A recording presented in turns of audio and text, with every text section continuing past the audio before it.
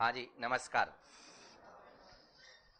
हम पढ़ रहे हैं साथियों ग्रेड फर्स्ट के लिए पत्र व्यवहार, और इसके अंतर्गत अभी हम जो चर्चा करने जा रहे हैं और कुछ चर्चा कल भी कर चुके, संचार क्या है। इसके बाद द टाइप ऑफ कम्युनिकेशन, संचार के प्रकार हम पढ़ रहे हैं। इसके बाद में ये संचार की प्रक्रिया भी हम पढ़ चुके हैं।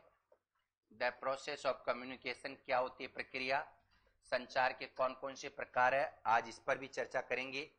इसके बाद में हम बात करेंगे जनसंचार, और जनसंचार के कौन कौन से माध्यम हैं। इन माध्यम को दो भागों में बांटेंगे, एक है परंपरागत माध्यम, एक है आधुनिक माध्यम। आधुनिक माध्यम को तीन भागों में बांटेंगे हम लोग। इसके अंतर्गत एक हो जाएगा PRINT प्रिंट मीडिया, दूसरा हो जाएगा इलेक्ट्रॉनिक मीडिया, और तीसरा हो जाएगा सोशल मीडिया। यानी संचार क्या है, किस प्रकार संचार होता है। संचार विल्बर श्रेम के अनुसार अनुभवों की साझेदारी है। दो या दो से अधिक व्यक्ति परस्पर अपने विचारों का जो आदान प्रदान करते हैं उसे क्या कहा जाता है, संचार। संचार की प्रक्रिया के लिए सबसे पहले आपका क्या होना चाहिए, प्रेषक होना चाहिए। प्रेषक का दूसरा नाम संचारक भी है, जो संचार प्रक्रिया को आगे बढ़ाता है। अंग्रेजी में इसे सेंडर भी आप कह सकते हैं। इसके बाद में हम लोग बात करते हैं मैसेज होगा आपका। मैसेज के बाद में हम लोग बात करेंगे माध्यम। माध्यम के बाद में हो जाएगा प्रेषिति। प्रेषिति का मतलब प्राप्त करने वाला। फिर इसके बाद अच्छी प्रतिपुष्टि, फीडबैक जिसको अपन बोलते हैं, प्रतिपुष्टि। अगर अच्छा हमें फीडबैक मिलेगा तो पुनः कम्युनिकेशन करने की जरूरत नहीं है। यहाँ प्रेषक और प्रेषिति के मध्य में बहुत सारी नॉइज आती है, जिसको बाधाएं हम लोग कह सकते हैं। पढ़ाया जा चुका डिटेल से। मैं फिर कह रहा हूं, आपके अंदर पढ़ने की भूख होनी चाहिए। मैं जो पढ़ा रहा हूं 100% नहीं है। अगर वास्तव में आप 100 में से 100 नंबर लाना चाहते हैं, और भी नेट पे सर्च कीजिएगा, पढ़े लिखे, अपने मोबाइल को सही डायरेक्शन में खटके दबाए। आप इधर उधर दिन भर वो रील्स देखते रहते हैं, उसके बजाय आप इस पर देखो, आप गूगल पे आप सर्च करो संचार क्या है, फिर संचार की प्रक्रिया क्या है। कुछ मैं पढ़ा रहा हूं 90% सही है, लेकिन 10% और आप पढ़ सकते हैं। और भी कोई किताब, क्योंकि नेट पे दे रखा बहुत सारी किताबें, उन किताबों को बार बार क्लिक करेंगे, वहां कोशिश करो अच्छे नॉलेज की ओर बढ़ो, तो वहां से भी आप कुछ न कुछ एक्स्ट्रा इनमें आप जोड़ सकते हैं, ऐड कर सकते हैं। यह आप में ललक होनी चाहिए, और ये ललक ऐसी होनी चाहिए कि अब मैंने ये जो जन संचार है, सृजनात्मक लेखन है और पत्र व्यवहार, लगभग 15 नंबर के जो टॉपिक्स है, मैं इनको इतना गजब तरीके से पढ़ लूंगा या पढ़ लूंगी अभी, ताकि मुझे परीक्षा के समय फिर इधर उधर से मैटर कलेक्शन करने की आवश्यकता ही नहीं रहेगी। और मुश्किल से 4-5-6 दिन का मैटर है। कोशिश करो आप भी, मैं 90% कोशिश करूं, 10% आप भी अपने स्तर पर इधर उधर खटके दबाने के बजाय वहां उस डायरेक्शन पे, और कुछ भी नहीं। देखो आप, what is the process of communication डालेंगे आप, तो एक नहीं आएगा, 2, 3, 4, 5, 10 प्रकार की चीजें आ जाएगी नीचे। आप 10 में से थोड़ा थोड़ा ही मिलेगा अपने को, तो बहुत सारी चीजें हमारे लिए तैयार हो जाएगी। कुछ एक्स्ट्रा चीजें जो अपन पढ़ पा रहे हैं, पढ़ा पा रहे हैं, इसमें भी अगर 10% भी जोड़ लेते हैं तो आप और उससे बेहतर है। ये आपको कोशिश करना चाहिए, कल नहीं जोड़ना है। जिस दिन पढ़ाया जाता है उस दिन क्लास में पहले आगे 20 मिनट पहले यहां बैठ के भी सर्च कर सकते हैं। घर जाके 10 मिनट इधर उधर खाना वाना खा रहे हैं, बातें चीतें कर रहे हैं, वहां भी सर्च कर सकते हैं। अपने नोट्स में उन्हीं को ऐड कर लो। अरे 2 आंकड़े भी जोड़ेंगे ना, तो वो भी आपके लिए क्या रहेगा, प्लस रहेगा। मैं तो ये जानता हूं, और इस बहाने आप पढ़ भी पाएंगे, इस बहाने आप पढ़ भी पाएंगे। 2 किताबें आपको कल बताई थी, उनका तो 99% निचोड़ में आपको पहुंचा रहा हूं। उसके अलावा भी बहुत सारी चीजें। ओके, चलिएगा। संचार के प्रकार कौन कौन से हैं, तो संचार के बहुत सारे प्रकार है।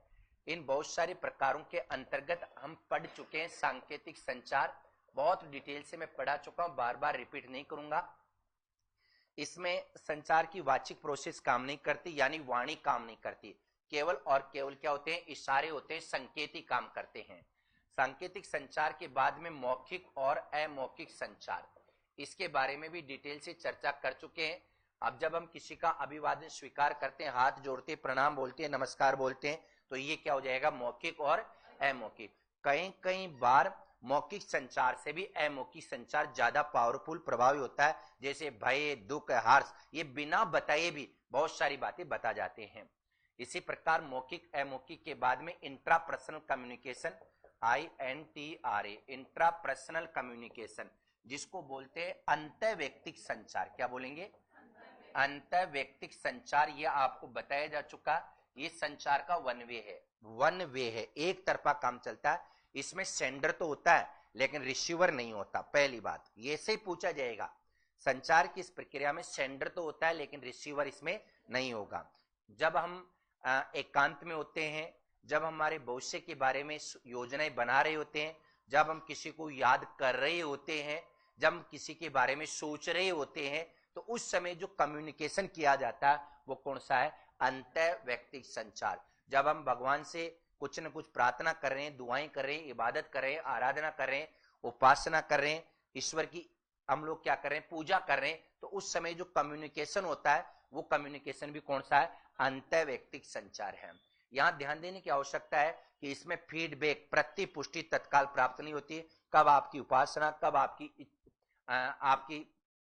जो दुआ है वो परमात्मा तक पहुंचे, इसके बारे में कुछ नहीं कहा जा सकता। इसलिए प्रतिपुष्टि की आप तत्काल रूप से कामना भी इसमें नहीं कर सकते हैं, पढ़ाया जा चुका है। इसके बाद में इंटरपर्सनल का मंत्र अंतर्वैयक्तिक संचार। अंतर्वैयक्तिक संचार का मतलब दो व्यक्तियों के बीच में होगा। सामाजिक संचार जो समाज में करते हैं वो यही है, परिवार में जो बातचीत होती है वो यही है। संचार की प्रक्रिया में सबसे ज्यादा काम में आने वाला संचार कौन सा है? अंतर्वैयक्तिक संचार का सबसे बुनियादी आधार कौन सा है? अंतर्वैयक्तिक है, बुनियादी आधार, क्योंकि पहले हम सोचते हैं इसके बाद ही तो आगे बढ़ते हैं। इसी प्रकार जन संचार के अंतर्गत ये जो संचार है, जैसे नौकरी में इंटरव्यू वगैरह देते हैं, वहां भी ये संचार काम में आता है। और इसके बाद आगे बढ़ते हैं हम लोग, समूह संचार। कौन सा संचार? समूह संचार। पहले इसके बारे में डिटेल से पढ़ते हैं, फिर आगे बढ़ते हैं। चलिएगा, एक एक दो लाइन छोड़ दिया करो। पता नहीं आपके भेजे में बैठती है कि नहीं बैठती है, क्या भर रखा मुझे नहीं पता, मैं नहीं जाना चाहूंगा, लेकिन मैं सच्ची बता रहा हूं, मैं डेड ऑनेस्टली, अगर मुझे आप जैसा टीचर मिल जाता ना, आप जैसा यानी आपको जैसे मेरा जैसा मुझे ऐसा टीचर मिल जाता ना, तो रियल बात है आज इस पोस्ट पे नहीं होता। लेकिन गाइडलाइन मिल ही नहीं पाई। आपको इतना शुरू से बताया कि ऐसे पढ़ लो, समझा दिया, कुछ आप एक्स्ट्रा जोड़ो और आराम से पहली रैंक, दूसरी रैंक, 7वीं रैंक, पूरे राजस्थान को टॉप कर सकते हैं। नौकरी लगना बड़ी बात नहीं, रैंक ला सकते हैं आप, लेकिन इसके लिए थोड़ी सी एक्स्ट्रा मेहनत की आपको जरूरत है। चलो, समूह संचार। समूह के मध्य परस्पर होने वाला संचार कौन सा है? समूह संचार है। एक बार फिर रिपीट करता हूं, हालांकि कल लिखवा चुका हूं, लेकिन एक बार फिर देख लो। समूह के मध्य परस्पर किए जाने वाला संचार समूह संचार है। लिखिएगा, इस प्रकार का संचार केवल समूह के मध्य ही होता है। इस प्रकार का संचार केवल समूह के मध्य ही होता है। इस प्रकार का संचार केवल समूह के मध्य ही होता है।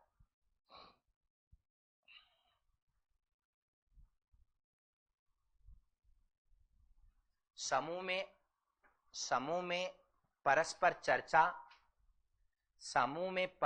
चर्चा या वार्तालाप, समूह में परस्पर चर्चा या वार्तालाप, समूह में परस्पर चर्चा या वार्तालाप करना इसी संचार का भाग है। समूह में परस्पर वार्तालाप या चर्चा करना इसी ही संचार का एक भाग है, इसी संचार का एक भाग है।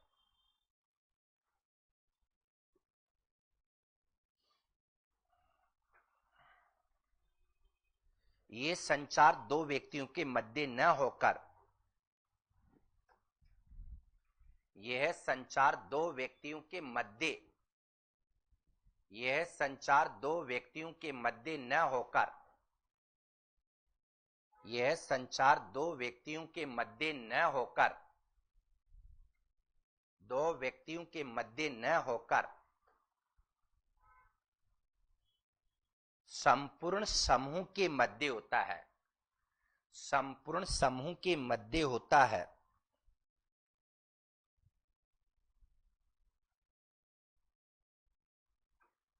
संपूर्ण समूह के मध्य होता है।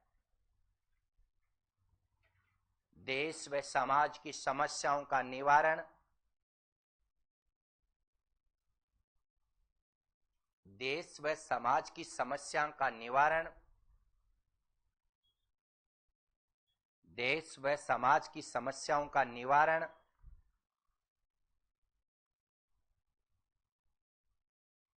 इसी संचार के माध्यम से होता है।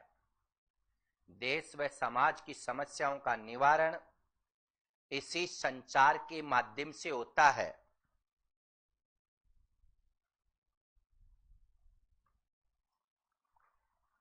कक्षा कक्ष, कक्षा कक्ष, कौमा, ग्राम पंचायत, कक्षा कक्ष, कौमा, ग्राम पंचायत, कौमा, विधानसभा,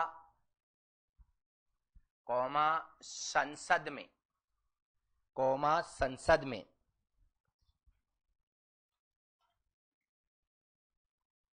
संसद में होने वाला संचार, संसद में होने वाला संचार इसी का उदाहरण है। संसद में होने वाला संचार इसी का उदाहरण है। संसद में होने वाला संचार इसी का उदाहरण है। देखो आप, ये समूह संचार है। इसमें मैं हूं, आप भी है, आप भी है, आप भी है, सबके मध्य जो संचार होता है वो समूह संचार। बार बार जोर क्यों दे रहा हूं? क्योंकि अगला संचार इसके समझने के बाद ही समझ में आएगा। समूह संचार के बाद संचार का अगला रूप है जिसका नाम है जन संचार। जन संचार लिखो, अंग्रेजी में इसे मास कम्युनिकेशन कहा जाता है। जन संचार को मास कम्युनिकेशन कहा जाता है। मास कम्युनिकेशन, जन संचार, मास कम्युनिकेशन इसका अंग्रेजी में नाम है। अब प्रश्न उठता है कि साहब समूह संचार तो हम समझ गए, लेकिन जन संचार क्या है? सुनिए, समूह संचार और जन संचार में कंफ्यूज होने की आवश्यकता नहीं है।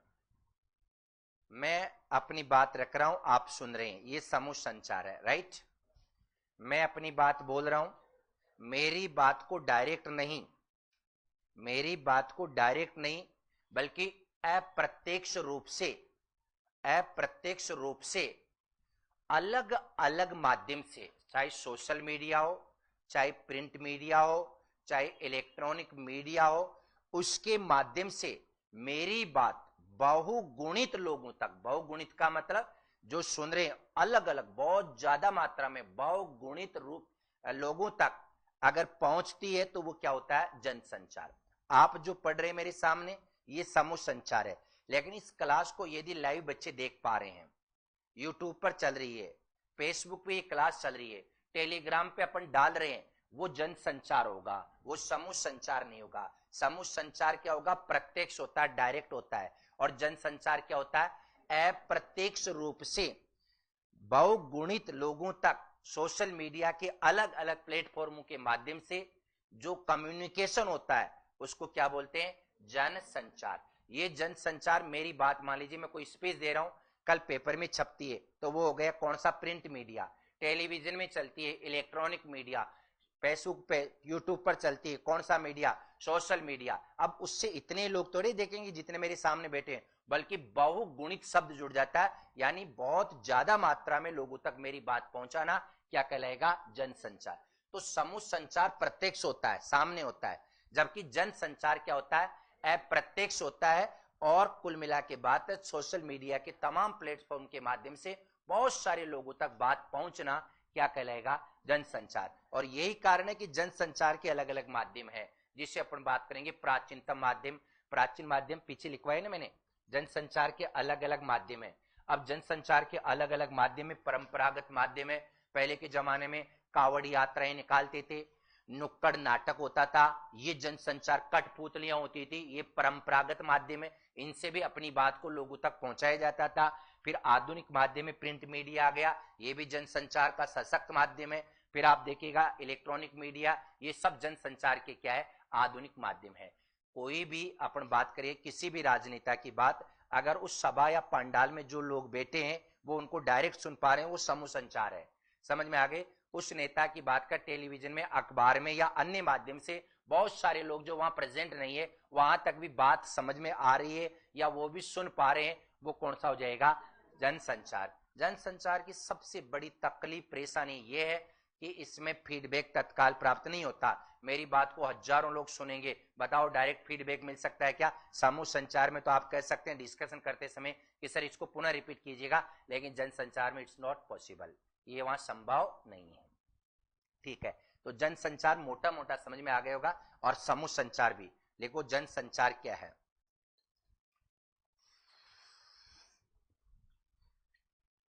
जब किसी एक व्यक्ति जब किसी एक व्यक्ति जब किसी एक व्यक्ति का संदेश जब किसी एक व्यक्ति का संदेश अप्रत्यक्ष रूप में अप्रत्यक्ष रूप में अप्रत्यक्ष रूप में तकनीकी अप्रत्यक्ष रूप में तकनीकी कौमा यांत्रिक तकनीकी कौमा यांत्रिक comma print media comma electronic media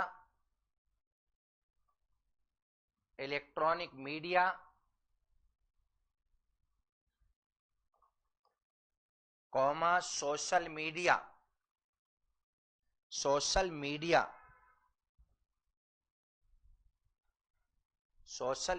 के जरिए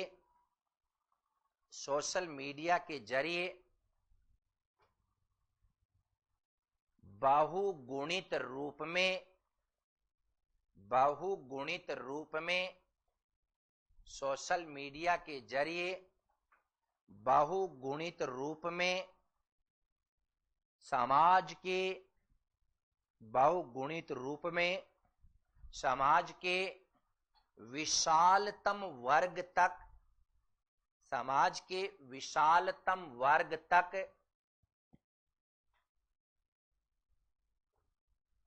पहुंचाया जाता है।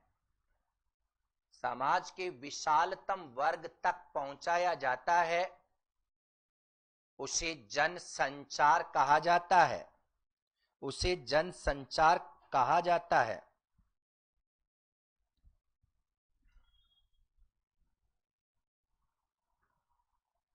ठीक है, जनसंचार के लिए हमें किसी न किसी उपकरण की सहायता लेनी पड़ती है। जनसंचार के लिए हमें किसी न किसी उपकरण की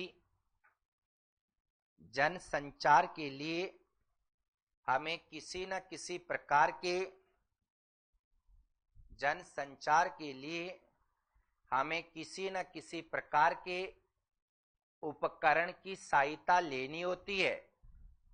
किसी न किसी प्रकार के उपकरण की सहायता लेनी होती है, क्योंकि यह अप्रत्यक्ष होता है। किसी न किसी उपकरण की सहायता लेनी होती है क्योंकि यह अप्रत्यक्ष होता है। जैसे अखबार,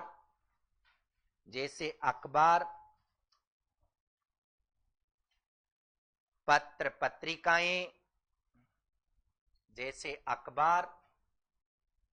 पत्रिकाएं, radio,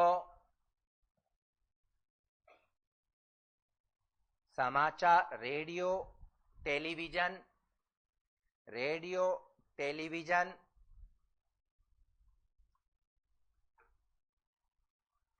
YouTube, Facebook, Telegram, Insta, YouTube, Facebook, Telegram, Insta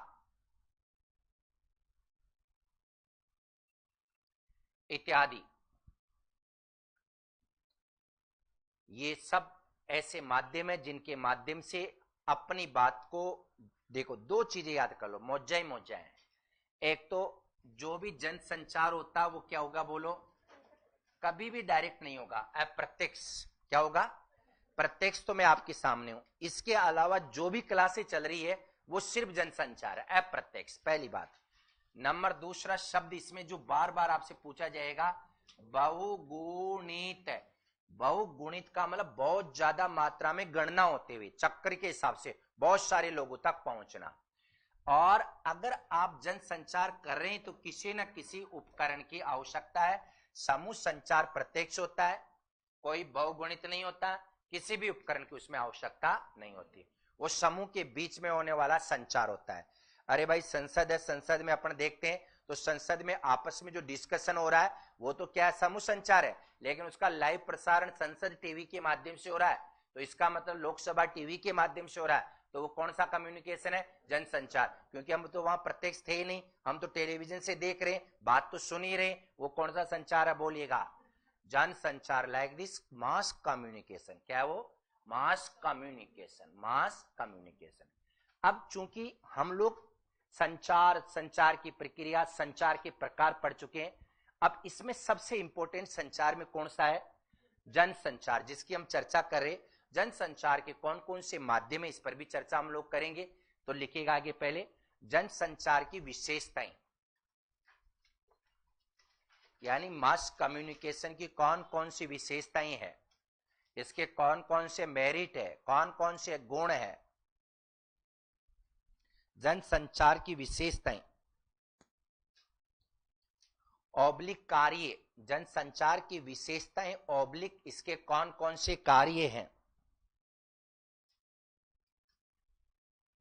लिख लो। विशेषता और कार्यों के अंतर्गत जनसंचार क्या काम में आता है, सूचना देना। नंबर एक, इंफॉर्मेशन देने के लिए, नंबर एक लिखिएगा, सूचना देने के लिए, सूचना देने के लिए, सूचना देने के लिए। अरे भाई अगर हम लोग टेलीविजन, रेडियो, मोबाइल, यूट्यूब नहीं देखेंगे, हमें क्या पता है कि देश में क्या हो रहा है। सूचना देने का काम कोई आपके सामने आके समूह संचार में तो सूचना दे नहीं सकता, उसके लिए कौन से संचार काम में लेना पड़ेगा, जनसंचार काम लेना पड़ेगा। तो पहला काम तो सूचना देना। नंबर दो, नंबर दो, जागरूक करना, जागरूक करना,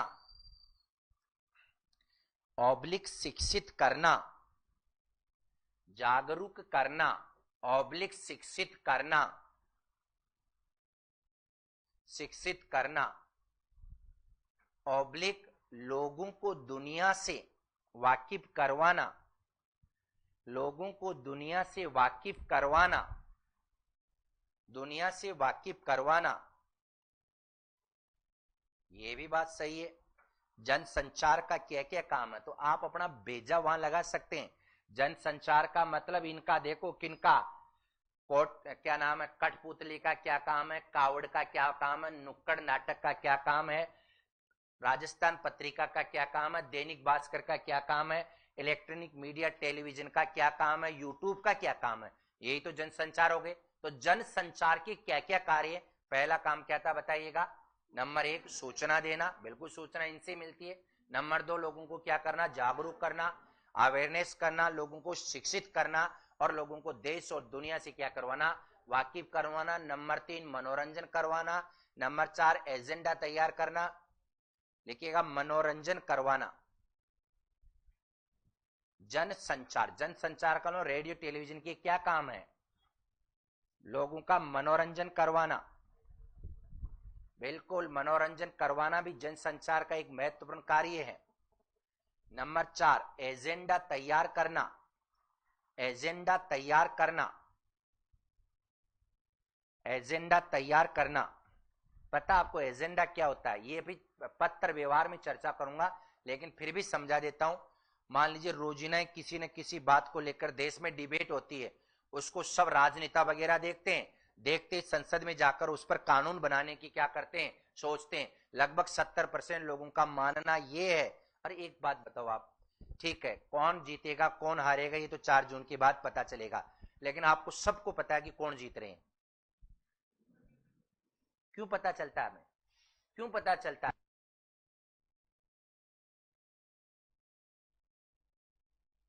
दूसरे को हमें मोटा मोटा पता चल जाता है, फिर अपन देखते हैं क्या वो सर्वे करवा रहे हैं, इतना परसेंट वोट, तो हर आदमी का दिमाग पहले ही डाइवर्ट हो जाता है कि फालतू में इस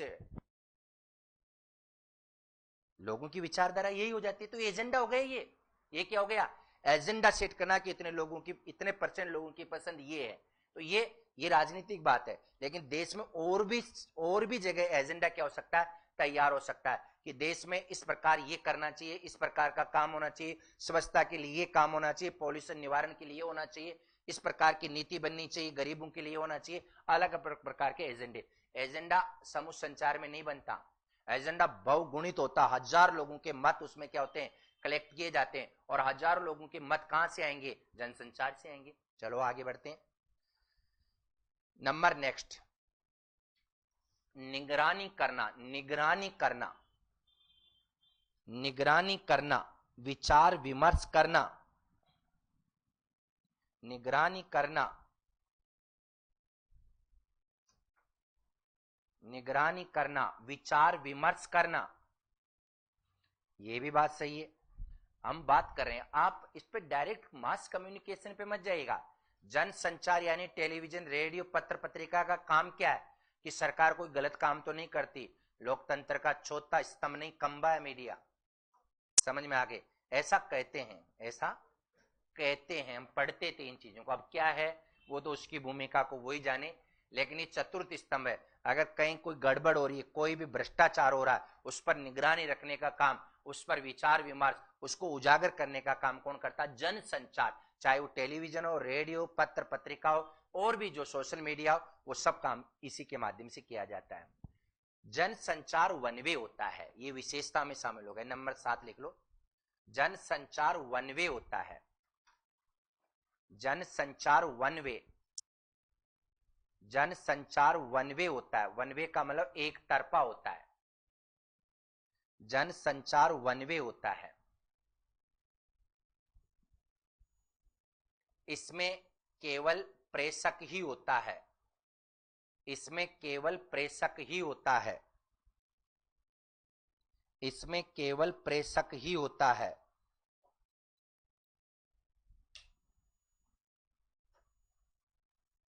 ठीक है, पहली बात देखो, मैं यहां से बोलूंगा किस किस के बाद पहुंचेगी, किसके बाद नहीं पहुंचेगी, पहुंचे भी नहीं पहुंचे, लेकिन ये क्या होता है, एक तरफा चलता है।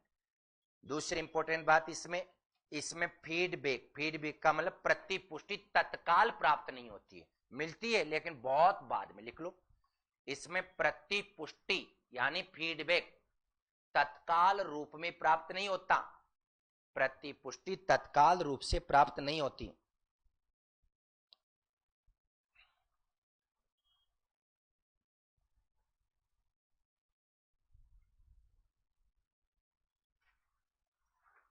इसमें संदेशों का प्रचार प्रसार अधिक होता है, इसमें संदेशों का प्रचार प्रसार अधिक होता है।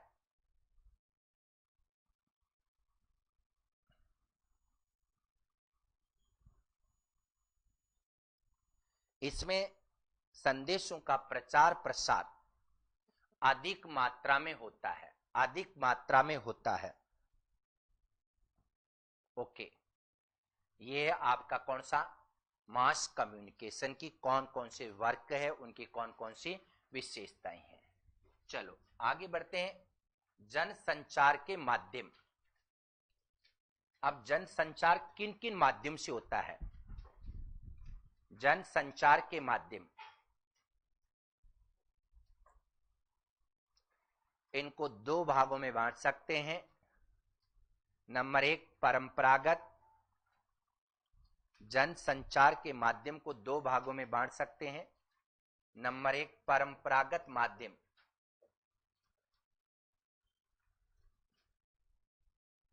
नंबर एक है परंपरागत माध्यम,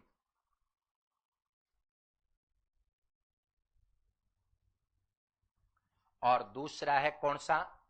आधुनिक माध्यम। परंपरागत माध्यम और दूसरा माध्यम है आधुनिक माध्यम।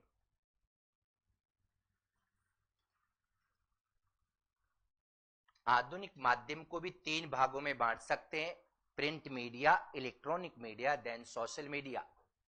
Print media, electronic media, social media. आधुनिक माध्यम को भी तीन भागों में बांट सकते हैं, इनको तीन भागों में बांट सकते हैं, PRINT, print media, electronic media और social media. Print media, electronic media और सोशल मीडिया।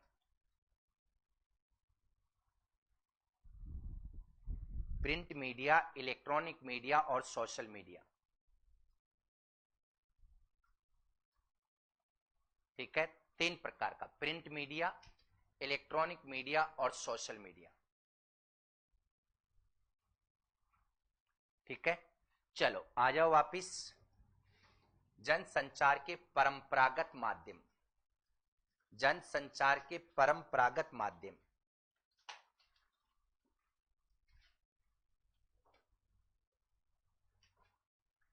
जनसंचार के परंपरागत माध्यम, या इसको अपन कह सकते हैं साथियों लोक माध्यम, ओब्लिक लोक माध्यम। परंपरागत ओब्लिक लोक माध्यम। जनसंचार के कौन कौन से ट्रेडिशनल परंपरागत माध्यम है और कौन कौन से हम कह सकते हैं लोक माध्यम है। एक ही बात है, ये परंपरागत कह लीजिएगा, लोक माध्यम लिखो। इनके अंतर्गत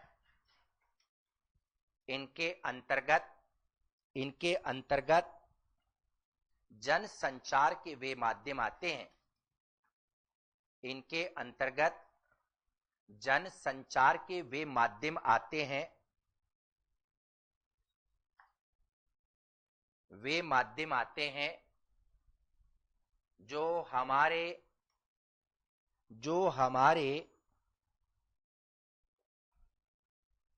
ग्रामीण परिवेश, जो हमारे ग्रामीण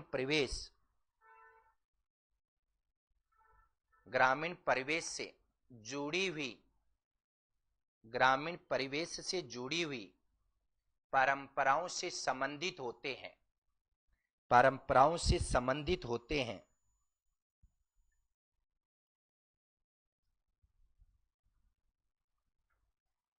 परंपराओं से जुड़े होते हैं, ग्रामीण जीवन की परंपराओं से जुड़े हुए होते हैं। अब प्रश्न उठता है कि इसमें कौन कौन से आएंगे, तो आप नंबर एक से लिखिएगा कठपुतली। कठपुतली एक माध्यम तो ये हो गया, और पहले इसके बारे में चर्चा कर लेते हैं। ये भी परंपरागत माध्यम है, आज का नहीं, किसी दौर का, बहुत पहले का। आजकल तो अखबारों से भी पहले का दौर, जो ग्रामीण जीवन में काम आता था, अखबारों से पहले का दौर। देखो ये क्या होता कठपुतली, देखो जनसंचार का ये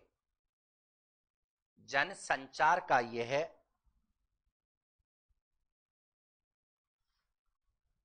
जनसंचार का ये माध्यम अति प्राचीन व समृद्ध है, अति प्राचीन व समृद्ध है।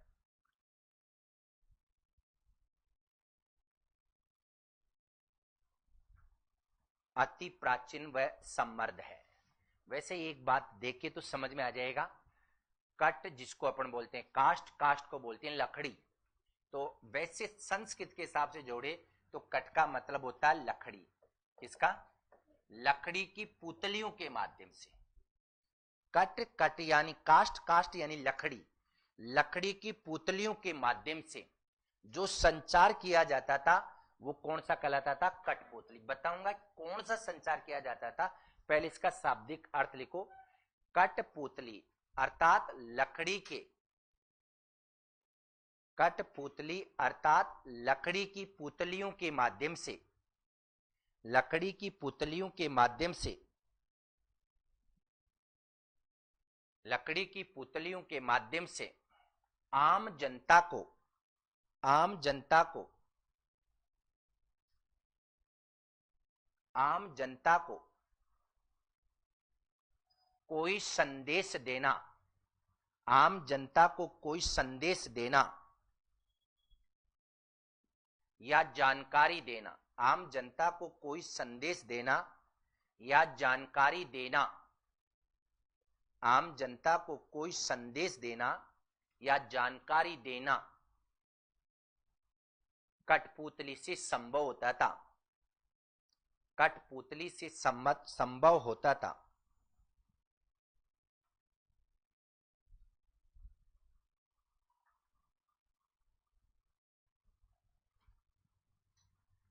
राजस्थान में भाट जनजाति के द्वारा, राजस्थान में भाट जनजाति ऑब्लिक जाति के द्वारा, राजस्थान में भाट जनजाति ऑब्लिक जाति के द्वारा, जाति के द्वारा इस यंत्र के माध्यम से, इस यंत्र के माध्यम से संदेश पहुंचाए जाते थे, इस यंत्र के माध्यम से संदेश पहुंचाए जाते थे।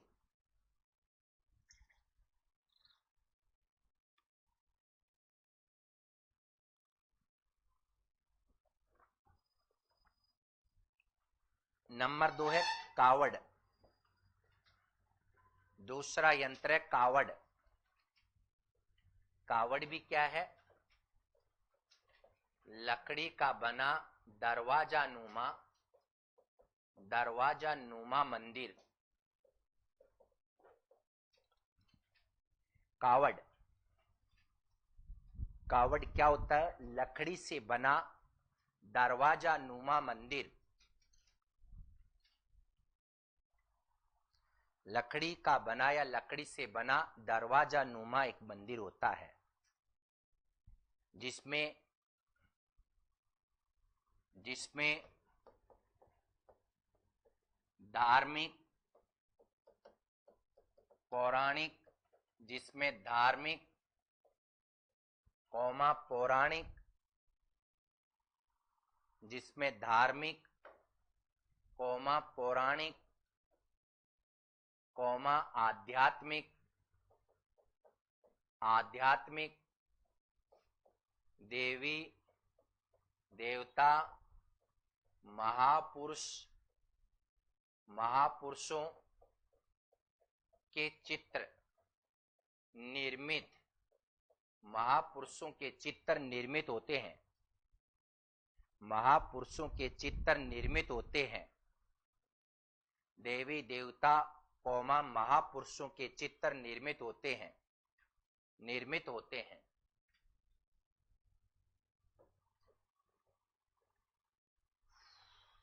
तथा उनके संदेशों को, तथा उनके संदेशों को, तथा उनके संदेशों कौमा विचारों, उनके संदेशों कौमा विचारों कौमा उपदेशों को, संदेशों विचारों कौमा उपदेशों को,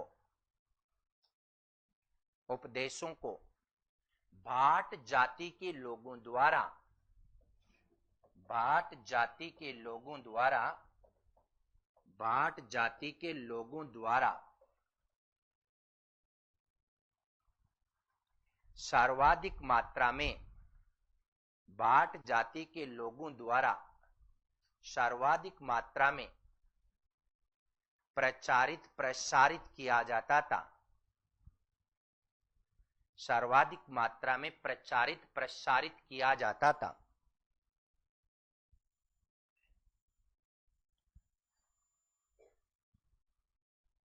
बिल्कुल एकदम ओके काम है।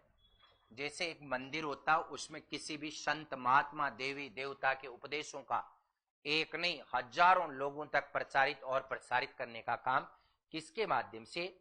कावड़ यात्रा के माध्यम से। कावड़ यानी लकड़ी का बना हुआ दरवाजा नुमा एक मंदिर होता है।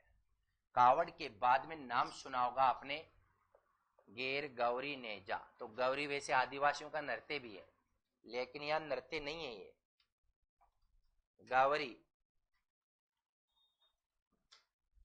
ये निश्चित टाइम पे होता है।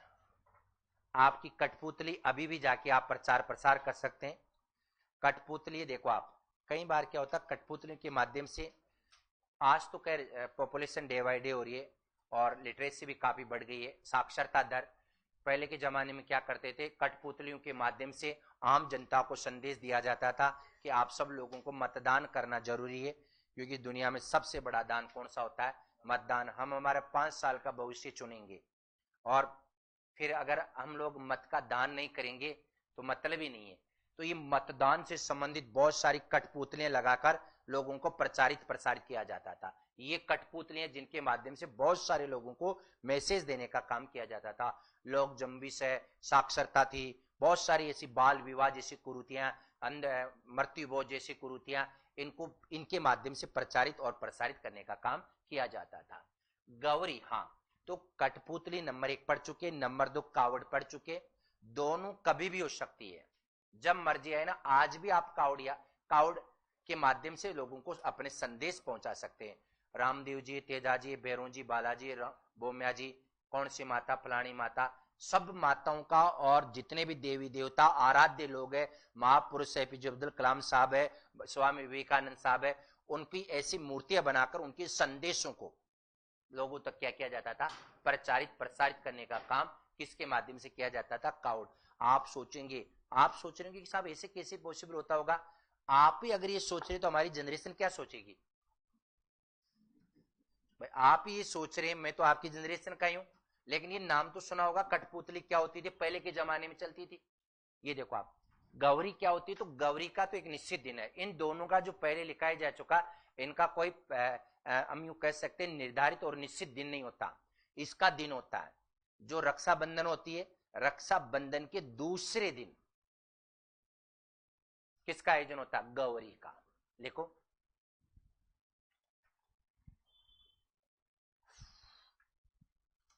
जनसंचार के इस माध्यम जनसंचार के इस माध्यम जनसंचार के इस माध्यम का आरंभ रक्षाबंधन के बाद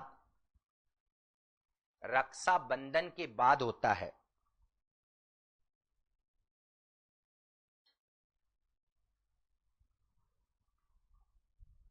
रक्षाबंधन के बाद होता है। इसके माध्यम से इसके माध्यम से इसके माध्यम से अनेक इसके माध्यम से अनेक पौराणिक व लोक कथाओं को अनेक पौराणिक व लोक कथाओं को पौराणिक व लोक कथाओं को नृत्य के माध्यम से नृत्य के माध्यम से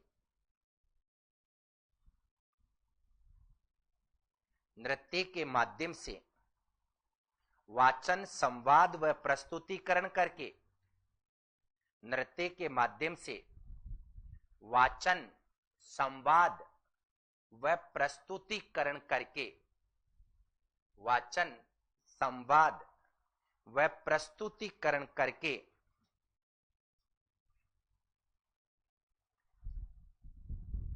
उनके संदेशों को आम जन तक पहुंचाया जाता था।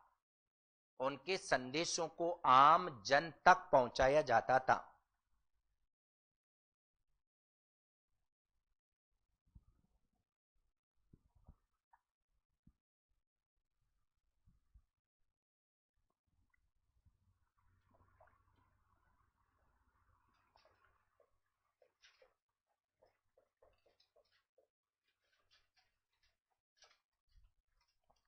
नुक्कड़ नाटक,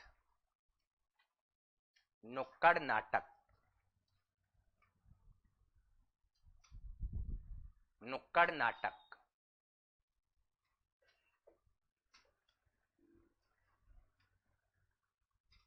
नुक्कड़ नाटक।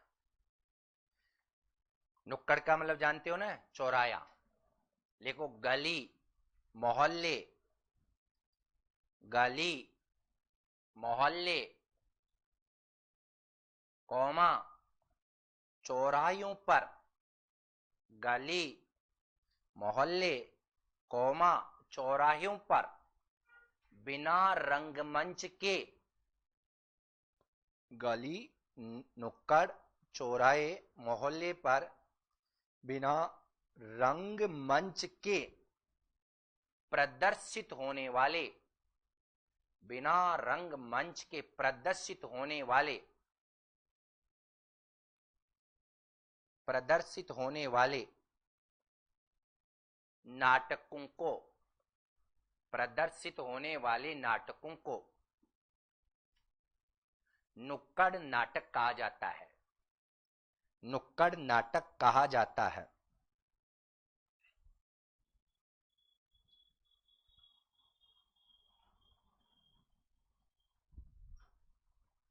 भारत में नुक्कड़ नाटकों के, भारत में नुक्कड़ नाटकों के जनक,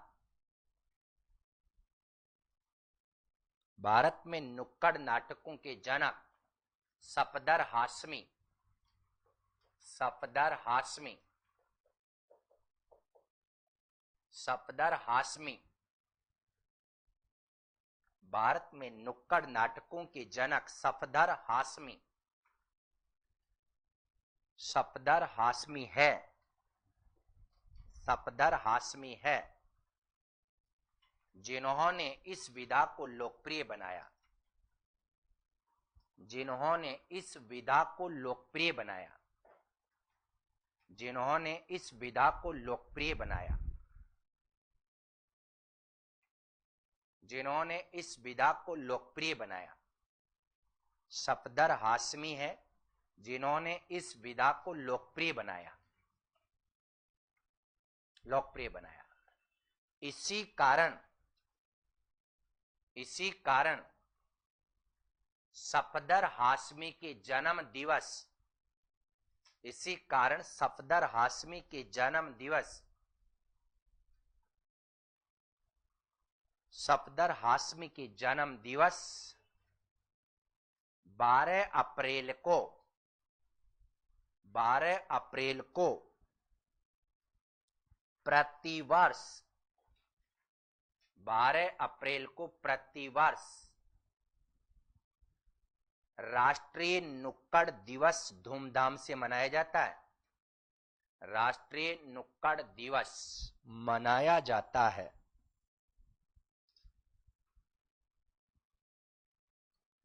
राष्ट्रीय नुक्कड़ दिवस धूमधाम से मनाया जाता है। ठीक है, 12 अप्रैल को सफदर हाशमी के बर्थडे पर प्रतिवर्ष राष्ट्रीय नुक्कड़ दिवस। नुक्कड़ नाटक, गौरी, कठपुतली और आपका कौन सा हो गया है, कावड़, ये 4 परंपरागत साधन जो इन किताबों में दे रखा है, जो अपन पढ़ते हैं ना अभिव्यक्ति और माध्यम में। और भी बहुत सारे होते होंगे लेकिन मुख्य मुख्य यही है। चलिएगा आगे बढ़ते हैं। जनसंचार के कौन से माध्यम पढ़ेंगे, आधुनिक माध्यम। आधुनिक माध्यम में सबसे पहले अपन पढ़ेंगे प्रिंट मीडिया। प्रिंट मीडिया का मतलब मुद्रित माध्यम, हिंदी में मुद्रित माध्यम, अंग्रेजी में प्रिंट मीडिया। प्रिंट मीडिया मुद्रित माध्यम, मुद्रित माध्यम जिसको अपन बोलेंगे प्रिंट मीडिया।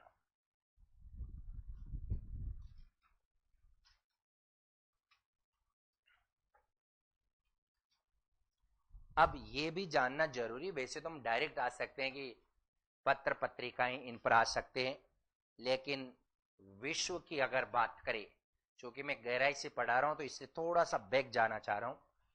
अगर पूरे विश्व में बात करें ऑल और वर्ल्ड में, तो मुद्रित माध्यम के जनक जिन्होंने को लगा कि अपनी बातों को छापना चाहिए, मुद्रण करना चाहिए, प्रिंट करना चाहिए, तो इसका आविष्कार, इसके प्रवर्तक कौन माने जाते हैं? चीन देश। चीन देश के लोगों ने पहली बार प्रिंट मीडिया यानी मुद्रण माध्यम का क्या किया? आविष्कार किया। लिखो, विश्व के अंतर्गत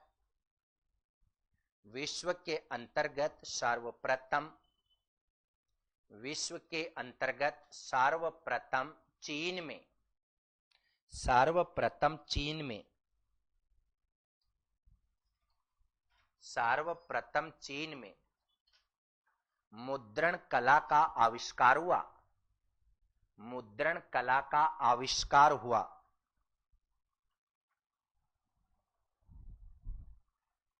मुद्रण कला का आविष्कार हुआ।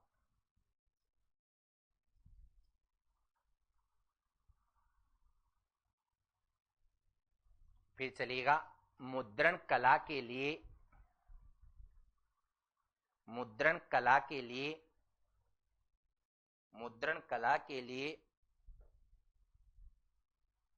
छापे खाने का, मुद्रण कला के लिए छापे खाने का आविष्कार, मुद्रण कला के लिए छापे खाने का आविष्कार सर्वप्रथम जर्मनी के गुटेलबर्ग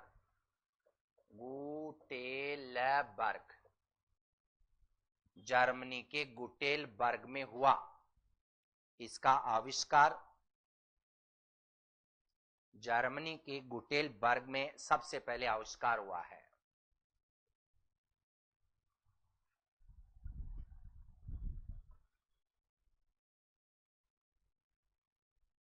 विश्व का पहला समाचार पत्र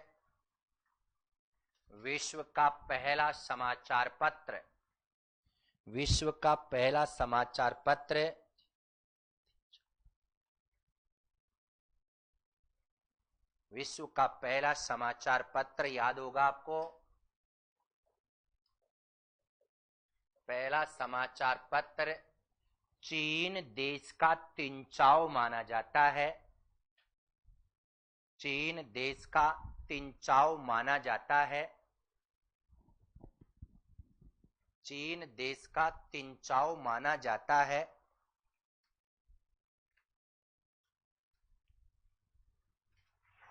लेकिन इसके साक्ष्य उपलब्ध नहीं हो पाते हैं। इसके साक्ष्य उपलब्ध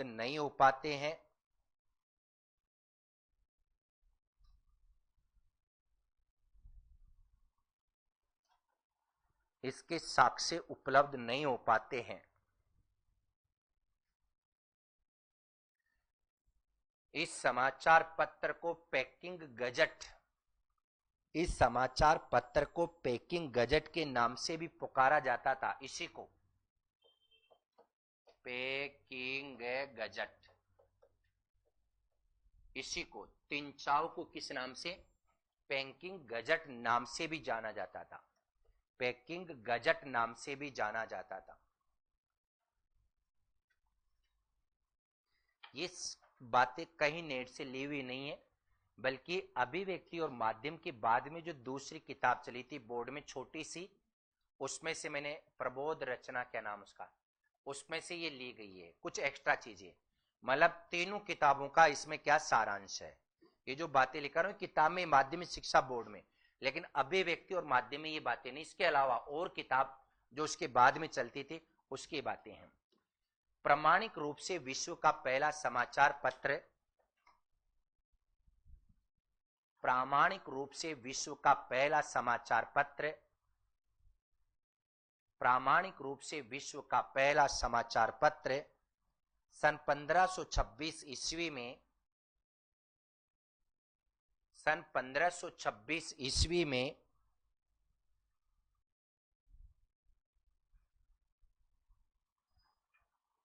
सन 1526 ईस्वी में साप्ताहिक रूप में प्रकाशित होने वाला साप्ताहिक रूप में प्रकाशित होने वाला साप्ताहिक रूप में प्रकाशित होने वाला समाचार पत्र हॉलैंड से प्रकाशित हुआ। होने वाला समाचार पत्र हॉलैंड से प्रकाशित हुआ। हॉलैंड से प्रकाशित हुआ।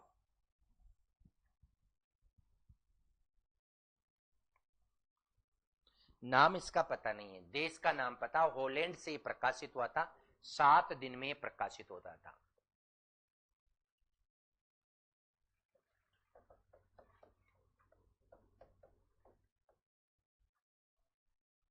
भारत का पहला समाचार पत्र बंगाल गजट है। भारत का पहला समाचार पत्र बंगाल गजट, याद होगा 1780। भारत का पहला समाचार पत्र बंगाल गजट है, जो 1780 ईस्वी में जो 1780 ईस्वी में 1780 ईस्वी में जेम्स ऑगस्ट हिक्की द्वारा, जेम्स ऑगस्ट हिक्की, बोर्ड पे देख लीजिएगा, जेम्स ऑगस्ट हिक्की द्वारा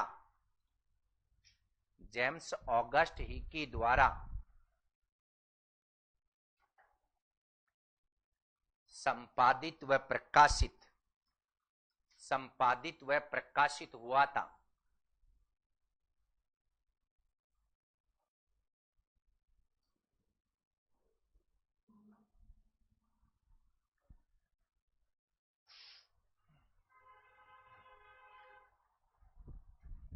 हिंदी भाषा में लिखित भारत का पहला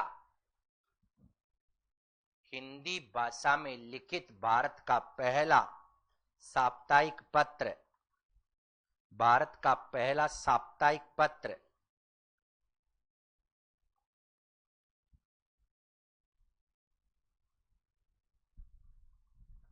देखो, ये अपन बात कर रहे हैं, बंगाल गजट की भाषा हिंदी नहीं थी, और अपन बात करें हिंदी में लिखित। किस में लिखित? हिंदी में लिखित। कौन सा? साप्ताहिक। और हिंदी में लिखित दैनिक। ठीक है। साप्ताहिक समाचार पत्र और दैनिक समाचार पत्र, दो साथ साथ इसलिए लिखा रहा हूं क्योंकि आपको याद हो जाए। तो हिंदी में लिखित साप्ताहिक समाचार पत्र, हिंदी में लिखित दैनिक समाचार पत्र। पहले आपको ऊपर लिखना, लेकिन देखना नीचे समाचार सुधा वर्षण है। कौन सा है? समाचार सुधा वर्षण है, जिसके संपादक है डॉक्टर एस दास, श्याम सुंदर दास इसके संपादक हैं। हिंदी में लिखित साप्ताहिक समाचार पत्र उदंत मारतंड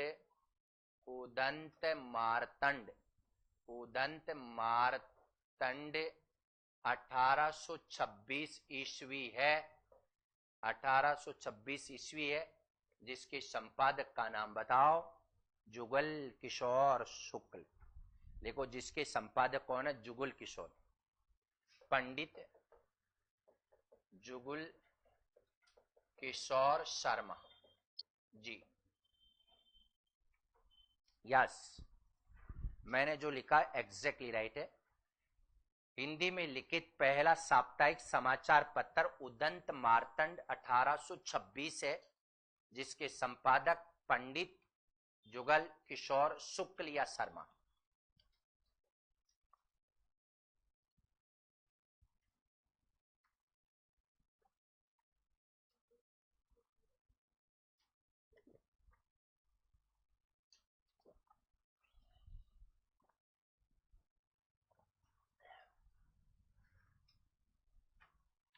ओके।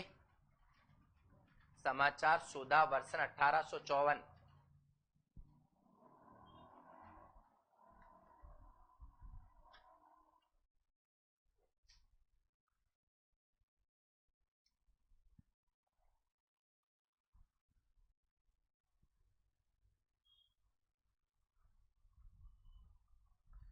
गोवा तो पुर्तगाल का एक पार्ट था ना पहले। यस, मैं सही बोल रहा हूं? सही है क्या बात? गोवा महाराष्ट्र से अलग हुआ, उन पर पुर्तगालियों का ही तो होता,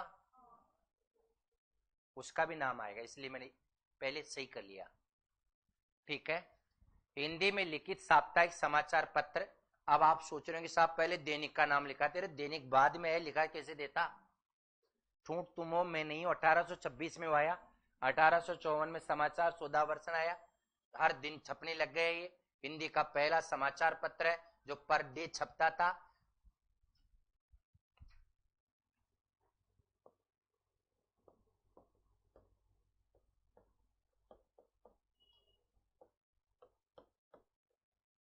लिखो, भारत में मुद्रण कला का, भारत में मुद्रण कला का आविष्कार, भारत में मुद्रण कला, विश्व में चीन, भारत में मुद्रण कला का आविष्कार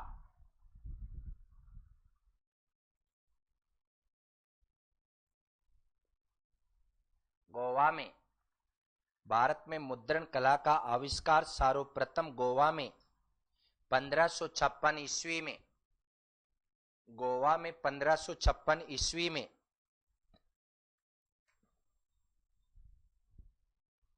1526 ईस्वी में, यस 1556 ईस्वी में ईसाई मशीनरियों द्वारा किया गया था, ईसाई मिशनरियों द्वारा किया गया था। 1556 ईस्वी में ईसाई मिशनरियों द्वारा किया गया था, ईसाई मिशनरियों द्वारा किया गया था।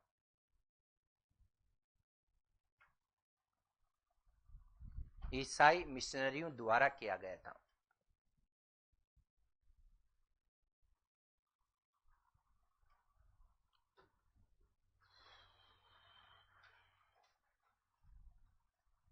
आधुनिक काल में, आधुनिक काल में, आधुनिक काल में, भारतेंदु युग में,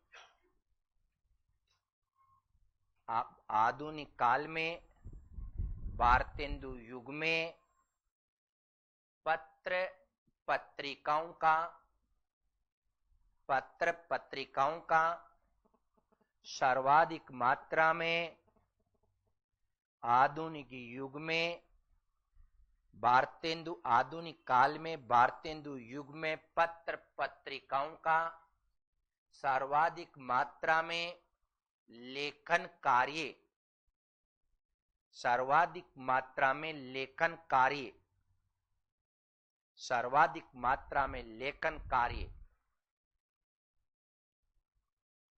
संभव हो सका, संभव हो सका, क्योंकि भारतेंदु युग में संभव हो सका क्योंकि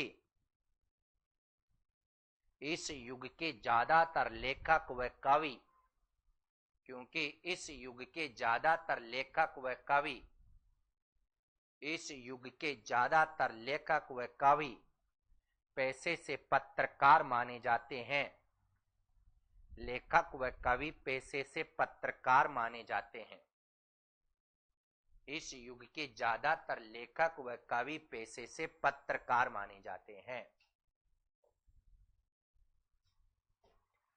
माने जाते हैं।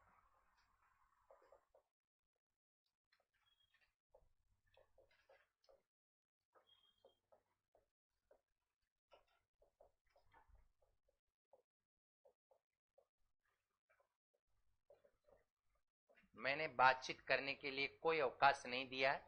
अगर मैं पीछे घूम गए बात करते हुए पाए गए तो ये समझ लेना स्थिति क्या होगी। वैसे मैंने तीसरा नेत्र से देख लिया कि कौन कौन जगर चक्कर कर रही है। भारतेंदु हरिश्चंद्र की ये पत्र पत्रिकाएं हैं। 3 पत्र पत्रिकाएं हैं। 1868, 1873, 1874। 1874 बद्री नारायण चौधरी प्रेम घन। बद्री नारायण चौधरी प्रेम घन। खूब समझ में आ रहा आपके? परीक्षा के समय 3 किलोमीटर आंखें चलने लग जाती है आपकी, तब तो दूर से दिख जाता आपको अंगुलियां भी। बद्री नारायण चौधरी प्रेमगन की आनंद कादम्बिनी, आनंद कादम्बिनी, नागरी नीरद 1893, 1881, 1881 और 93, 1881, 1893। प्रताप नारायण मिश्र, पत्रिका का नाम है साथियों ब्राह्मण, ब्राह्मण पत्रिका 1877 इलाहाबाद से। बालकृष्ण भट्ट, बालकृष्ण भट्ट, हिंदी प्रदीप, हिंदी प्रदीप, हिंदी प्रदीप। और भी अंबिका दत्त, सारी लिखा सकता हूं, याद है मुझे तो।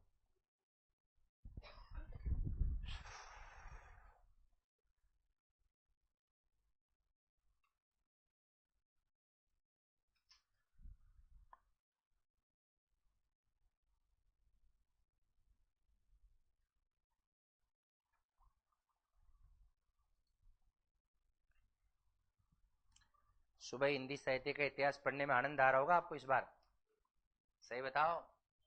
पहले से काफी, कुछ काफी नहीं, बहुत सारा चेंज है, बदलाव है। लेकिन ज्यादा खुश मत होइएगा, अगले बैच में भी ऐसा बदलाव देखने को मिलता रहेगा, क्योंकि परिवर्तन प्रकृति का क्या है। हर बैच में मैं चेंज करता हूं, हर बैच में 10% एक्स्ट्रा तो मिलेगा ही मिलेगा।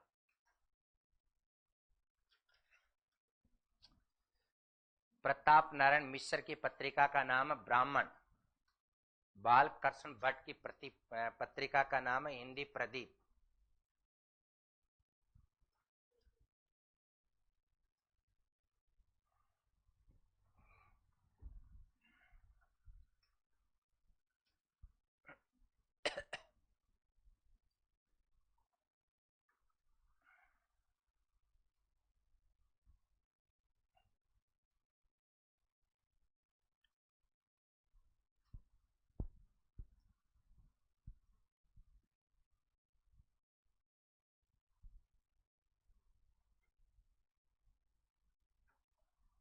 (1877) चलो चलो आगे बढ़ो, बढ़ो भाई। बालकृष्ण भट्ट की हिंदी प्रदीप, और भी बहुत सारी पत्र पत्रिकाएं मैं रटा सकता हूं। पीयूष प्रवाह है, खुद भारतेंदु की पत्रिका है, भाषा संवर्धनी है, और लिखो इसमें महावीर प्रसाद द्विवेदी सरस्वती पत्रिका, नीचे महावीर प्रसाद द्विवेदी सरस्वती पत्रिका, महावीर प्रसाद द्विवेदी सरस्वती पत्रिका।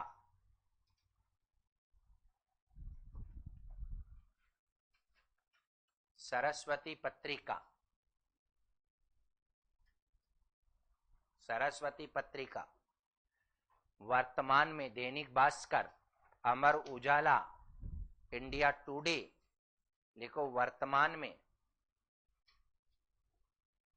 वर्तमान में दैनिक भास्कर, अमर उजाला,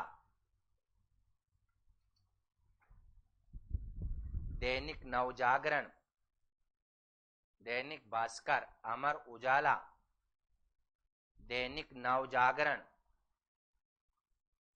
जनसत्ता, राजस्थान पत्रिका, जनसत्ता राजस्थान पत्रिका,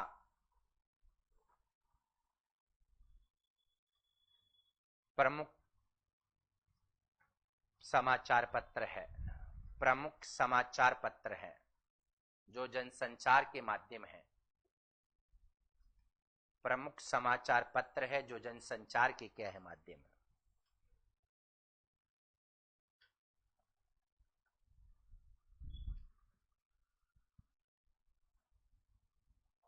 राजस्थान पत्रिका है, कुछ लोगों से हमें बहुत सारी प्रेरणा मिलती रहती है। राजस्थान पत्रिका वाला जो कर्पूर चंद्र कुलिस चंद्र कोठारी कर्पूर चंद्र कुलिस, आजकल वो आ गए उनका बेटा, ये सोडा का है, सोडा डिग्गी के पास में, हमारे डिग्गी कल्याण जी के पास में सोडा के रहने वाले हैं। स्ट्रगल देखो इनका, कुछ भी नहीं था, कुछ भी। ऐसे मैंने तो कह देखा नहीं, मैं कोई इधर उधर की बातें भी नहीं करूंगा, जो सुनना हो मैं बात वही बता रहा हूं। मतलब साइकिल पे ये पत्थर जैसे गांव में होता है ना, डाकिया, यहां से वहां, वहां से वहां पहुंचाने लगे, ऐसा काम करते थे। इनके दिमाग में है कि क्यों ना एक गांव से दूसरे गांव के संदेश को पहुंचाया जा सके। वहां के 5 पटेलों के हाल चाल लिखवा लिया, फिर दूसरी जगह पहुंचा दिया, फिर तीसरी जगह पहुंचाने लगे।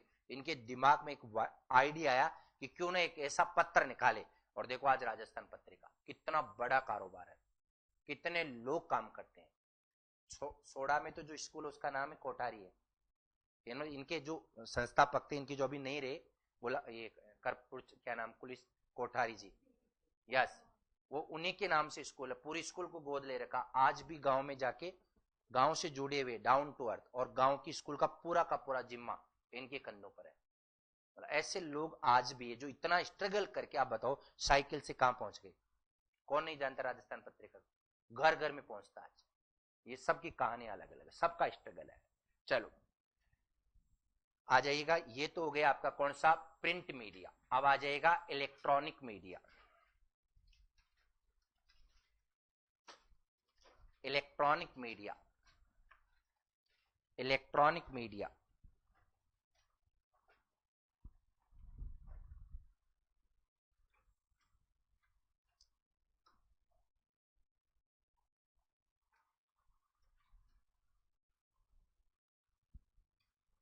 देखो दो चीजें हैं, इलेक्ट्रॉनिक मीडिया और प्रिंट मीडिया में यही अंतर है।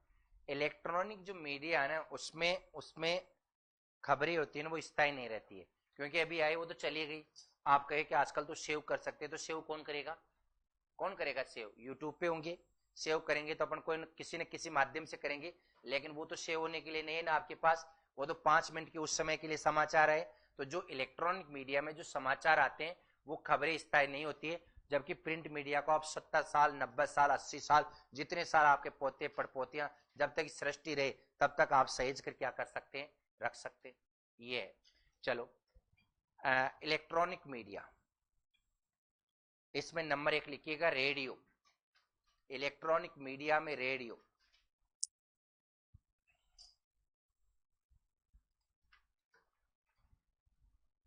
इटली के महान वैज्ञानिक, इटली के महान वैज्ञानिक जी मार्कोनी ने 1895 में, जी मार्कोनी ने, जी मार्कोनी ने 1895 ईस्वी में,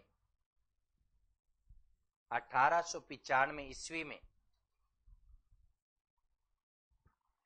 इसका आविष्कार किया। 1895 ईस्वी में इसका आविष्कार किया।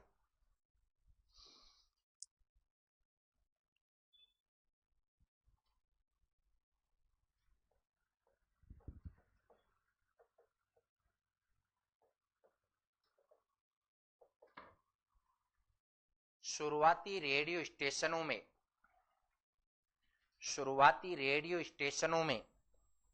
Pittsburgh, New York, Chicago, Pittsburgh, New York, Chicago, तीनों अमेरिका में। शुरुआती radio station Pittsburgh, New York, Chicago, सबसे बड़ी मांस की मंडी, जीके में पढ़ते थे। पिट्सबर्ग, न्यूयॉर्क, शिकागो, ब्रैकेट में लिख लो, तीनों अमेरिका में, तीनों अमेरिका में, तीनों अमेरिका में 1921 में स्थापित किए गए, 1921 में स्थापित किए गए।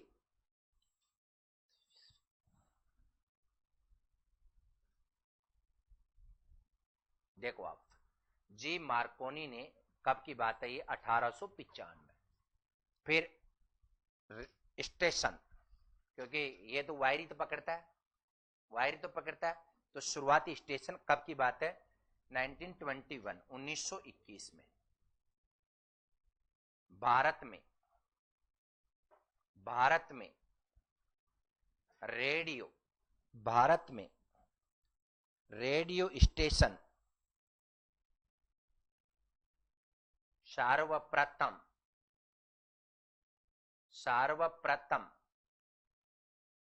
23 जुलाई 1927 को,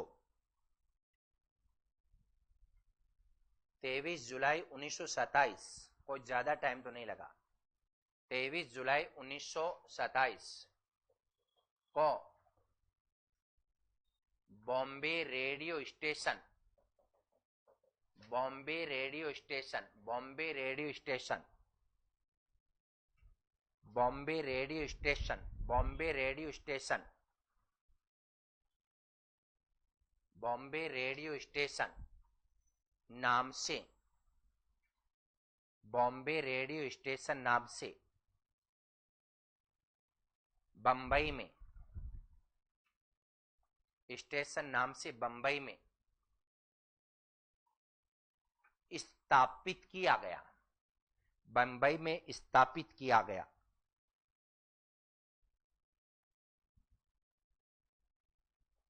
25 अगस्त 1927 को, 25 अगस्त 1927 को, 25 अगस्त 1927 को दूसरा रेडियो स्टेशन, दूसरा रेडियो स्टेशन, दूसरा रेडियो स्टेशन इन कोलकाता, यानी कोलकाता में स्थापित हुआ। दूसरा रेडियो स्टेशन कोलकाता में स्थापित हुआ।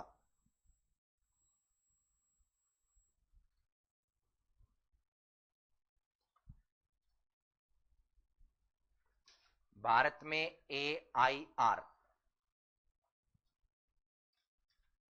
भारत में AIR, all India radio station, AIR bracket में लिखो, all India radio station. Bharat में AIR, all India radio station की शुरुआत, AIR की शुरुआत सन 1931 में, सन 1931 में, सन 1931 में शुरू हुई।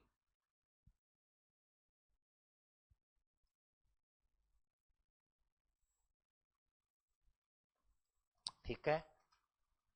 आज रेडियो, आज रेडियो देश की 24 भाषाओं, देश की 24 भाषाओं और 146 बोलियों में, देश की 24 भाषाओं और 146 बोलियों में, 24 भाषाओं और 146 बोलियों में अपने कार्यक्रम प्रसारित कर रहा है, अपने कार्यक्रम प्रसारित कर रहा है।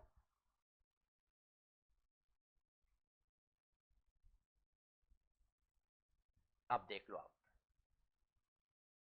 100 कितनी मात्रा में, लगभग आप देखो कितनी तो भाषाएं हैं और कितनी बोलियां हैं, तो भाषाओं की संख्या कितनी है बोलिए, और 146 बोलियों में अपने कार्यक्रम प्रसारित कर रहा था। यहां दो बातें और लिखूंगा। FM रेडियो में FM सेवा की शुरुआत 1993 से हुई। रेडियो में FM जो पढ़ते हैं ना अपन 100.3, 98.3 सुनते हैं, रेडियो में FM की शुरुआत, FM की शुरुआत 1993 से मानी जाती है, 1993 से मानी जाती है।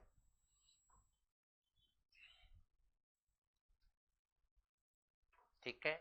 रेडियो की शुरुआत, रेडियो में एफएम की शुरुआत 1993। एफएम की फुल फॉर्म क्या है? हाथों हाथ देहाती नौकरी प्राप्त करो। देहाती, देहाती का मतलब रोजीना की रोजीना, दिन मजूरी। रोजीना की मत प्राप्त करो यार, मत बताओ भले इसकी बजाय तो। यस बताओ।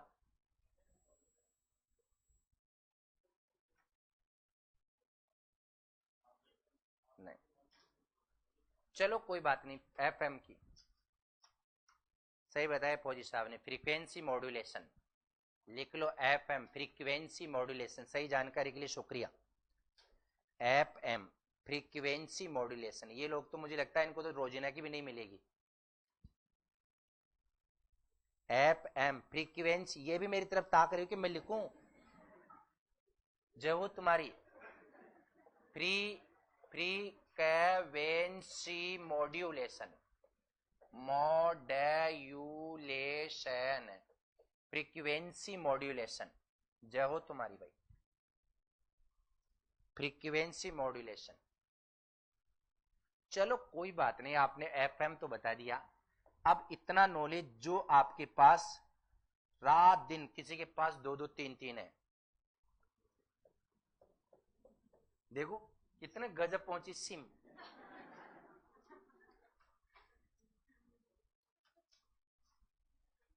क्या फुल फॉर्म है सिम की?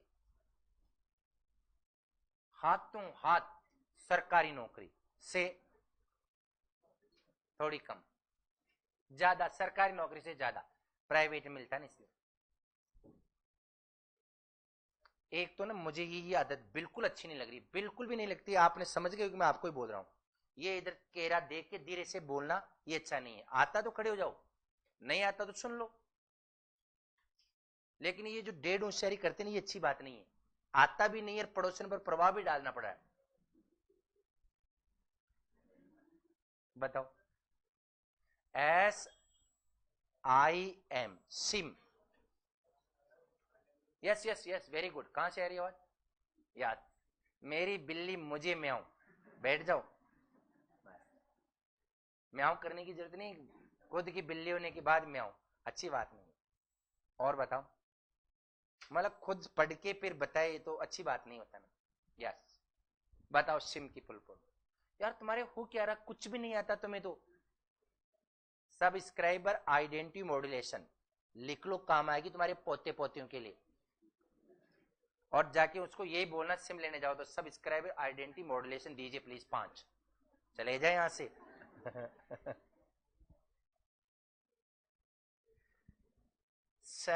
सब्सक्राइबर, सब्सक्राइबर मेरी तरफ मत देखना बस। सब्सक्राइबर जो तुम्हारा तो सब्सक्राइबर उड़ा सुना हो रहा है, किसी का रे ऊपर जा रहा है, नया सब्सक्राइबर पैदा हो जाए। सब्सक्राइबर,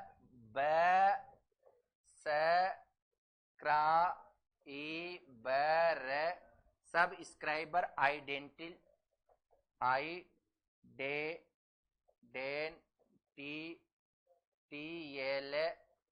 मॉड्यूलेशन,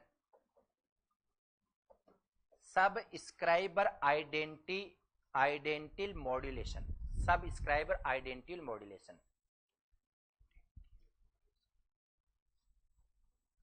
ये काम की नहीं, लिख लो इसको गोले करके, ये पोते पोतियों को समझाने के काम की।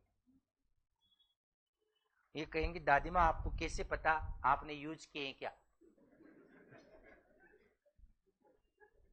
बोले सास भी कभी बहू थी। दादी माँ कहेगी तुम्हें कोई पता नहीं, तुम्हारे पास तो एक, मेरे पास तो 4-4 रहती थी। पोते कहेगी दादी माँ इतना बड़ा कारोबार था क्या आपका?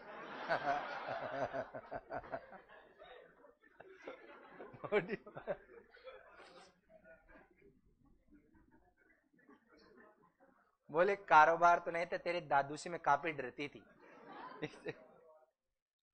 Subscriber identity modulation, modulation. और बताओगे? चलो, वीवीएस लक्ष्मण का पूरा नाम क्या है? 100%। हाँ, नो नो, यार फौजी साहब तो पूरी नौकरियां यही लेके जाएंगे क्या? है वेंगारप्पू वेंकट साई लक्ष्मण। जब हमने बीएड का टेस्ट दिया था ना, तो पी चिदम्बर का पूरा नाम पूछा था हमसे। यस, उस समय आई थिंक बात होगी 2008 की 9 की, समय यूपीए गवर्नमेंट थी, वित्त मंत्री थे चिदम्बर साहब साइड में, तो पी चिदम्बर का पूरा नाम। क्या हो रहा तुम्हारे? कुछ भी नहीं आता तुम्हें, कुछ भी नहीं आता।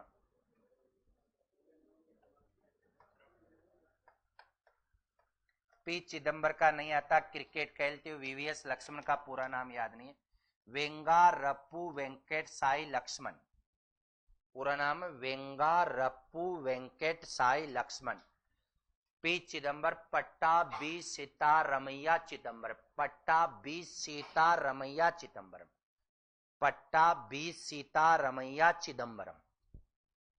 चलो तुम्हारा तो काम हो गया। देखो, रेडियो की पहुंच आज देश की लगभग 96% आबादी तक है। रेडियो की पहुंच आज, रेडियो की पहुंच आज,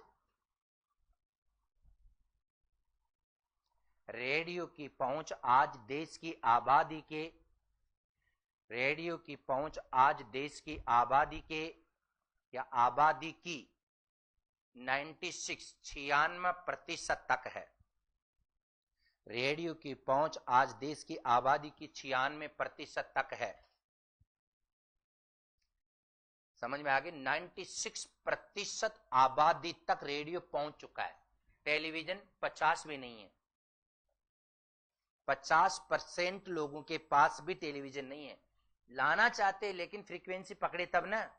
आप जाओ इंडिया के 7 सिस्टर में चले जाओ, उधर 7 सिस्टर में नेटवर्क अपना मोबाइल नहीं पकड़ेगा, टेलीविजन क्या पकड़ेगा? वहां पहाड़ है, बादल है, बहुत सारे उतार है, चढ़ाव है, कहां जाएंगे बताओ आप? टेलीविजन चल सकता है क्या वहां? नहीं। और रेडियो सब लेके घूमते, सब 96% अप्रोच रेडियो की है। इसलिए प्रधानमंत्री आदरणीय मोदी जी अपनी मन की बात रेडियो पर करते हैं। वो चाहते तो टेलीविजन पे भी कर सकते थे, लेकिन टेलीविजन पर 50-40% लोगों की। अरे राजस्थान में नहीं है, वहां क्यों जा रहे हो 7 सिस्टर पे? आज भी बहुत सारे ऐसे गांव है, नहीं है आज भी बहुत सारे गांव में। और चले जाओ जहां पहाड़ी इलाका, वहां भी नेटवर्क नहीं पकड़ता। तो टावर ही नहीं पकड़ेगा तो टेलीविजन कैसे पकड़ेगा बताओ? लाइट तो अक्सर, वो लाइट तो सेकेंडरी इश्यू, लेकिन जो मेन बात जो पढ़ रहे हैं कि नेटवर्क की प्रॉब्लम है, लाइट भी आ जाए, चलो इन्वर्टर भी लगा दे कि पीछे किसी जमाने में बिना लाइट के भी, बिना लाइट के भी ट्रैक्टर से हम लोग वो 30 मार का देखा करते थे, दौड़ दौड़ के, हाँ आते थे ना, तो इन्वर्टर से चल जाता था, लाइट ट्रैक्टर से जड़ा देते थे। लेकिन पहुंचे तब ना, उसकी फ्रीक्वेंसी हो तब ना। बहुत सारी जगह नहीं है अभी भी, राजस्थान में नहीं है, 80% में तो नहीं होगा मेरे हिसाब से। तो भाई 80% पे होगा, 20% तो अभी भी उस अप्रोच से बाहर है। खैर उस पर विचार नहीं करेंगे, लेकिन रेडियो की जो अप्रोच वो 96% तक की आबादी पर है। देखो इसी कारण, इसी कारण, इसी कारण माननीय प्रधानमंत्री, इसी कारण माननीय प्रधानमंत्री मोदी जी मन की बात, इसी कारण माननीय प्रधानमंत्री मोदी जी मन की बात, मन की बात रेडियो पर ही करते हैं, रेडियो पर ही करते हैं, रेडियो पर ही करते हैं।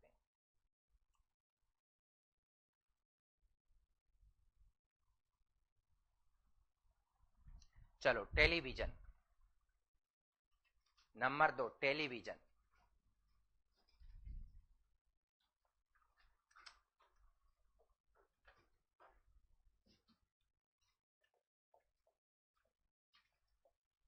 Television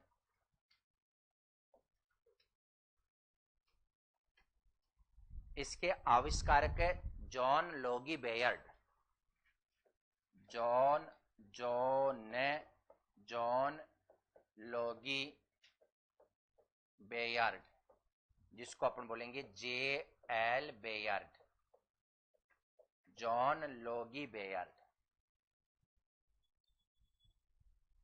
John Logie Baird. J L Baird इसके आविष्कारक हैं।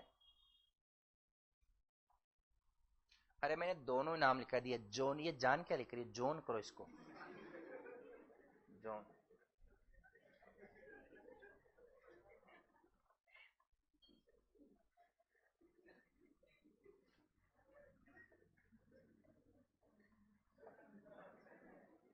बड़ा खुश हो रही, बड़ी खुश हो रही, तुम्हें कहने वाली भी नहीं मिलेगी नहीं पढ़ोगे तो, ये फीलिंग ही रहती लेते रहोगे तुम।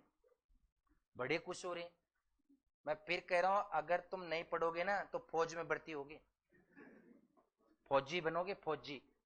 फिर कहो पड़ोसियों को, भाभी जी को कोई काम हो तो बता देना मेरे लायक, 12 बजे भी तुम्हारी सेवा में खड़ा हूं मैं। बड़े खुश हुए, बस यही समझ में आया सुबह से लेकर शाम तक में, एक ही शब्द समझ में आ रहा है, ठूंठ कहीं के। चलो, जॉन लॉगी बेयर्ड, जे एल बेयर्ड द्वारा 1927 में, 1927 में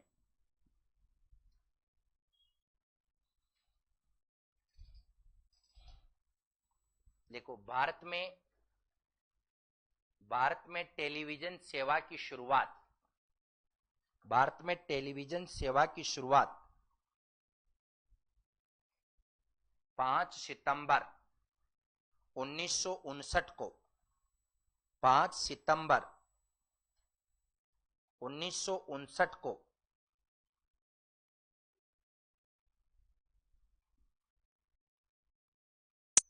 5 सितंबर 1959 को हुई, लेकिन विधिवत रूप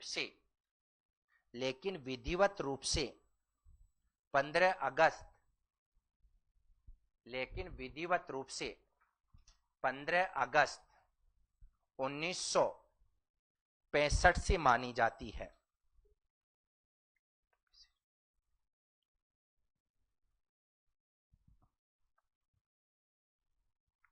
विधिवत रूप से तो 65 से मानी जाती है। पता ना आपको, शायद नहीं पता तो बता देता हूं, 7 दिन में 1-1 घंटा टेलीविजन देखने के लिए मिलता था, फ्रीक्वेंसी नहीं आती थी, अपना काम थोड़ा ही था, ऑल इंडिया कंट्रोल था। 7 दिन में 2 घंटे, फिर देखो, 7 दिन में 2 बार देख सकते थे टेलीविजन, और 1-1 घंटे के लिए बस उनको दिखाऊं। फिर 1 वीक में रोजाना 1-1 घंटा, फिर 1 वीक में धीरे धीरे बढ़ाया इसको 3 घंटे। आज पापा की अलग टीवी है, बेटा की अलग टीवी है, घर में हर रूम में क्या बन रही है, टीवी, और टेलीविजन चैनलों की बाढ़ से आ गई है। क्या आ गई है, बाढ़ से आ गई, जहां भी खटका दबाओ हर जगह चैनल ही चैनल दिखाई दे रहे हैं। ये शुरुआती दौर की बात कर रहा हूं। टेलीविजन सेवा में गुणवत्ता में सुधार लाने के लिए professor PC Joshi, professor PCP Joshi, PC Joshi, professor PC Joshi की अध्यक्षता में सन 1980 में तात्कालिक प्रधानमंत्री स्वर्गीय श्रीमती इंदिरा गांधी जी ने एक टेलीविजन की गुणवत्ता में सुधार करने के लिए इनकी अध्यक्षता में एक समिति का क्या किया था, गठन किया था। लिखो आगे,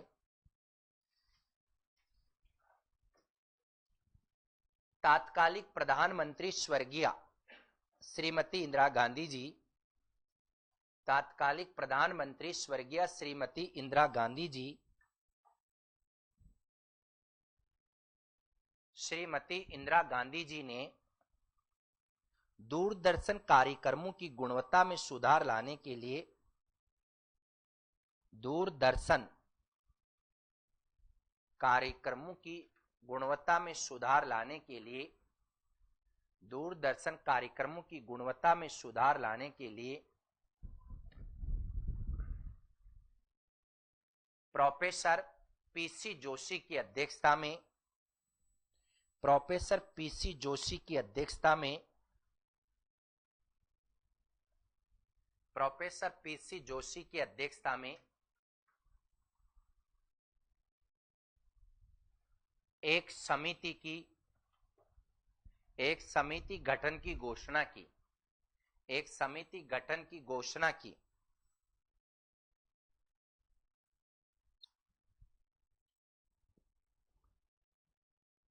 प्रोफेसर जोशी ने लिखा है, प्रोफेसर जोशी ने लिखा है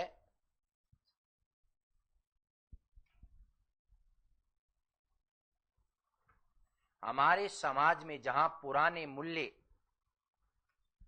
हमारे समाज में, प्रोफेसर जोशी ने लिखा है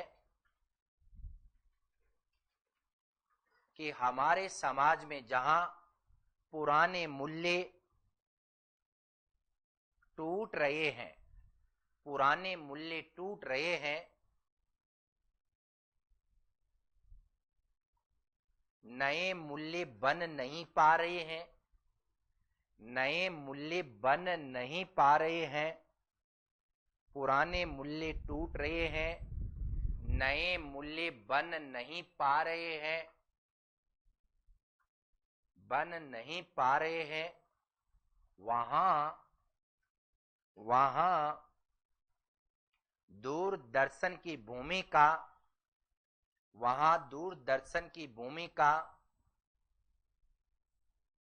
जनतंत्र को मजबूत कर रही है, जनतंत्र को मजबूत बना रही है। दूरदर्शन की भूमिका जनतंत्र को मजबूत बना रही है,